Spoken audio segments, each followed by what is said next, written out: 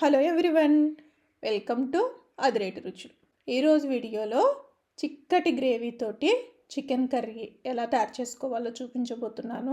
Chicken ఎప్పుడు చేసినా ఒకటేలాగా కాకుండా ఒకసారి నేను చెప్పినట్లు ఇలా ట్రై చేసి చూడండి. చాలా చాలా రుచిగా ఉంటుందండి. ముందుగా నేను ఇక్కడ 750 గ్రామ్స్ వరకు చికెన్ తీసుకున్నాను. ఈ చికెన్ని 2-3 సార్లు నీచు వాసన లేకుండా బాగా శుభ్రంగా కడిగి పెట్టుకోవాలి. ఇప్పుడు ఈ చికెన్లోకి 1/2 టీ స్పూన్ పసుపు, అలాగే 2 టీ స్పూన్ల వరకు కారము, అలాగే రుచికి తగినంత సాల్ట్ కూడా వేస్తున్నాను. అలాగే ఇందులోకి 1 టేబుల్ స్పూన్ వరకు ఆయిల్ వేస్తున్నాను. ఇప్పుడు ఈ చికెన్ని ఈ ఉప్పు కారం అన్నీ బాగా పట్టే విధంగా బాగా కలుపుకోవాలి. ఇలా కలుపుకున్న తర్వాత ఈ చికెన్ని ఒక అరగంట సేపు పక్కన పెట్టుకుందాము. ఇప్పుడు ఈ చికెన్లోకి మసాలాను ప్రిపరేషన్ చేసుకుందాము. స్టవ్ ఆన్ చేసుకొని ప్యాన్ పెట్టేసుకొని ఇందులోకి 1 టేబుల్ స్పూన్ వరకు ఆయిల్ వేసుకోవాలి. ఆయిల్ వేడెక్కిన తర్వాత ఇందులోకి 2 పెద్ద సైజు ఉల్లిపాయలను ఇలా సన్నగా పొడవుగా కట్ చేసుకొని వేసుకోండి. ఇలా వేసుకున్న తర్వాత ఒక 2 నిమిషాల పాటు ఉల్లిపాయని వేయించుకోవాలి. ఇప్పుడు ఇందులోకి 3 పచ్చిమిర్చిని తుంపి వేసుకోవాలి. అలాగే 2 ఇంచుల అల్లం ముక్కను చిన్న చిన్న ముక్కలుగా కట్ చేసుకొని వేసుకోండి. 10-12 వెల్లుల్లి రెబ్బలు, అలాగే 10-12 జీడిపప్పు పలుకులు కూడా వేసుకొని వీటన్నిటిని మంచిగా వేయించుకోవాలి. ఉల్లిపాయ అనేది ఇలా ఎర్రగా వేగేంత వరకు వేయించుకోండి. ఇలా వేయించుకున్న తర్వాత స్టవ్ ఆఫ్ చేసుకొని పూర్తిగా చల్లార్చుకున్న తర్వాత మిక్సీ జార్లోకి ఇవి వేసేసుకోవాలి. ఇలా వేసేసుకున్న తర్వాత ఇప్పుడు ఇందులోకి కొద్దిగా పుదీనాను వేసుకుందాము. మరీ ఎక్కువగా వేసుకోవద్దండి. అలాగే కుప్పెడు కొత్తిమీర కూడా వేసుకోవాలి. ఇప్పుడు ఇందులోకి 2 టేబుల్ స్పూన్ల వరకు పెరుగు వేసుకోవాలి. ఇలా వేసుకొని మెత్తగా గ్రైండ్ చేసుకోవాలి. వాటర్ ఏం అవసరం ఉండదండి, మనం పెరుగు వేసాం కదా కాబట్టి వాటర్ ఏం అవసరం ఉండదు. ఒకవేళ అవసరమైతే వేసుకోండి. ఇప్పుడు స్టవ్ ఆన్ చేసుకొని ప్యాన్ పెట్టేసుకొని ఇందులోకి 2 టేబుల్ స్పూన్ల వరకు ఆయిల్ వేసుకోవాలి.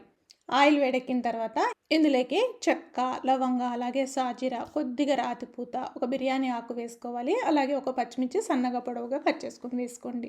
ఇవి వేగిన తర్వాత ఇప్పుడు ముందుగా మనం గ్రైండ్ చేసుకున్నటువంటి మసాలా పేస్ట్ని ఇందులోకి వేసేసుకోవాలి. ఇలా వేసుకున్న తర్వాత మసాలా పేస్ట్ని ఒక 2 నిమిషాల పాటు ఆయిల్ పైకి తేలేంత వరకు వేయించుకోవాలి.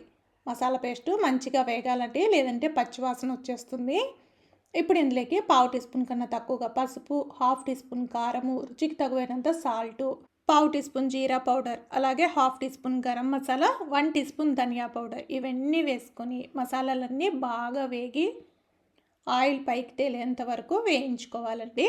చూడండి, మసాలా పేస్ట్ బాగా వేగిపోయింది. ఇప్పుడు ముందుగా మ్యారినేట్ చేసి పెట్టుకున్నటువంటి చికెన్ని ఇందులోకి వేసుకొని హై ఫ్లేమ్లో చికెన్ని ఒక 3-4 నిమిషాల పాటు బాగా కలుపుకోవాలి. ఇలా 3-4 నిమిషాల పాటు బాగా కలిపేసుకొని మూత పెట్టి చికెన్లోని నీరంతా ఎగిరిపోయేంత వరకు ఉడికించుకోవాలి. ఇందులోని నీళ్ళతోటే చికెన్ ఉడికిపోతుందండి. ఇప్పుడు ఒక 5 నిమిషాల తర్వాత మూత తీసి చూద్దాము. చూడండి, చికెన్లోని నీరంతా ఇలా బయటకు వచ్చింది కదా.